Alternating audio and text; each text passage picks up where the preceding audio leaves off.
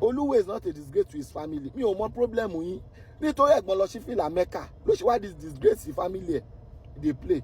Ẹ̀gbọ́n èmi wà lẹ́ Olúwo mo wà lẹ́yìn yín bí ké. Ẹ jẹ́ kó mọ̀ wípé omi tútù ti rú, ẹja tútù ti wọnú ẹ̀. Ṣé rí bẹ́ẹ̀ lọ sí fìlà ní Mẹ́kà yẹn? Tẹ́ bá tún délé bí ẹ tún ṣí. Tẹ́ bá sì ń dé fìlà, ẹ jẹ́ sọ fún yín, èmi máa advise, tẹ́ bá sì ń dé fìlà, ẹ sì ń follow àwọn alálẹ̀.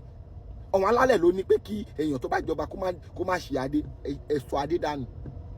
Ẹ̀sọ́ adé dànù. In fact, tẹ́ bá tún fẹ́ ṣe bí pé èèyàn tó lọ sí Mẹ́kà ẹjọ́ adé. Ajé ìṣẹ̀ǹbáyé, mo gbọ́ pé ìwọ ní ajé ìṣẹ̀ǹbáyé kan ẹjọ́ dànù ló wà dèmọ́níkì. Ó ṣe ṣe kó ti górè èèyàn, kó ti fi rúbọ fún, kó ti fi rúbọ before kẹ́yìn tó dé.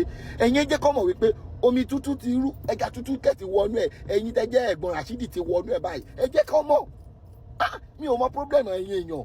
Èèyàn sọ pé eégún bàbá ẹ̀ tẹ̀ dẹ̀ lè léégún mọ́ bẹ́ẹ̀ wà yìí. Èèyàn sọ pé ẹlẹ́ àti tòun máa jó, ẹlẹ́yà ò dẹ̀ jó mọ́ báyìí. Mi ò mọ problem yín.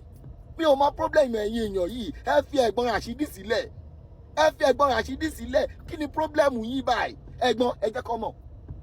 Agbádá ẹ má wò mọ́. Bíìdì ẹ má lò mọ́. Àwọn nǹkan ìṣẹ̀báyé ni ẹ tún dẹ̀ jẹ́ pé ó wà dèmọ́níkì. Àwọn nǹkan tèmi ẹ wá anybody tẹ́ bá ti tako ẹ̀gbọ́n Rashidi, ẹ ti tako Akéde.